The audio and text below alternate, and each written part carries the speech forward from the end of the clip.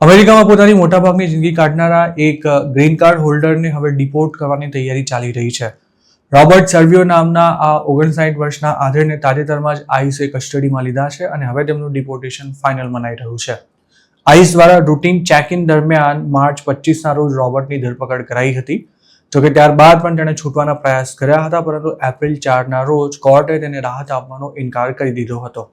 જમૈકાના citizen એવા આ green card holder સામે વોરંટ ઓફ રિમૂવલ પેન્ડિંગ હતું. તે માત્ર 4 વર્ષની ઉંમરે ગ્રીન કાર્ડ પર જમૈકાથી યુએસ આવ્યા હતા. જોકે અમેરિકામાં ડ્રગ્સના કેસમાં 1994માં તેને આજીવન કેદની સજા ફટકારવામાં આવી હતી. જેલમાં લગભગ 26 વર્ષ કાઢનારા રોબર્ટને ઓગસ્ટ 11, 2020ના રોજ કંટકીની જેલમાંથી રિલીઝ કરાયો હતો અને ત્યારે શિકાગો સ્થિત આઈસ ઓફિસે તેને હાજર થવા માટે નોટિસ ઇસ્યુ કરી હતી. તેમજ તેણે સિરિયસ ક્રાઇમ કર્યો હોવાને લીધે તેને ડિપોર્ટેશનમાં મૂકી દેવાયો હતો. જાન્યુઆરી 27, 2021ના રોજ ઇમિગ્રેશન જજે રોબર્ટ સામે ફાઇનલ રિમૂવલ ઓર્ડર કાઢી તેને ડિપોર્ટ કરી દેવાનો ઓર્ડર કર્યો હતો.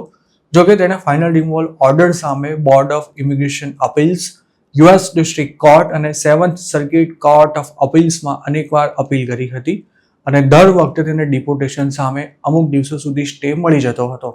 છેલ્લે રોબર્ટને 6 મહિનામાં જાતે જ અમેરિકા છોડી દેવા માટે જણાવાયું હતું, પરંતુ યુએસ છોડવું ના પડે તે માટે જાત બહારની તરકીબો અજમાવી ચૂકેલો રોબર્ટ 6 મહિનામાં સેલ્ફ ડિપોર્ટ પણ નહોતો થયો.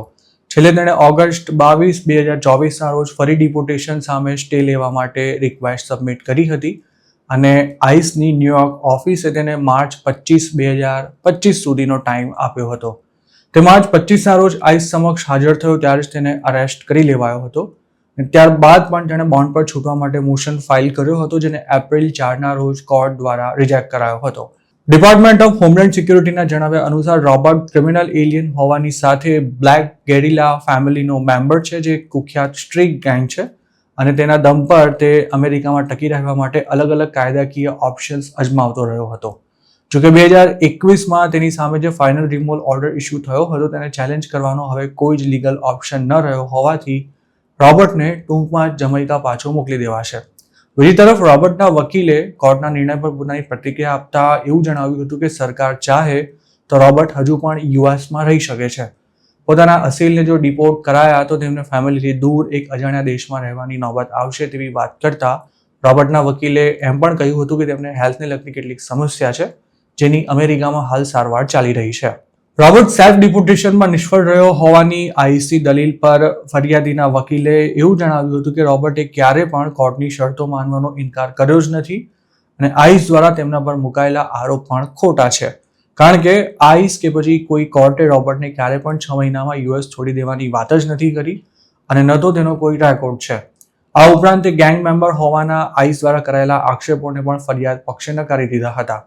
રોબર્ટે તો પોતાને માફી આપવા માટે ભૂતપૂર્વ પ્રેસિડેન્ટ જો બાઇડનને પણ અપીલ કરી હતી, પરંતુ તેનો સ્વીકાર નહોતો થયો. હાલ તેની 3 બહેનો, 3 સંતાનો અને 9 ગ્રેન્ડ ચિલ્ડ્રન અમેરિકામાં રહે છે અને તમામ યુએસ સિટીઝન છે.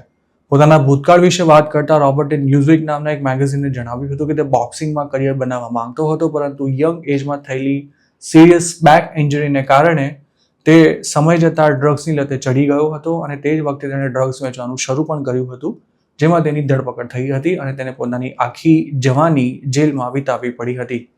રોબર્ટનો એક દીકરો હાલ ન્યુયોર્ક પોલીસ ડિપાર્ટમેન્ટમાં છે. રોબર્ટને હવે એપ્રિલ 9ના રોજ કોર્ટમાં હાજર કરવામાં આવશે.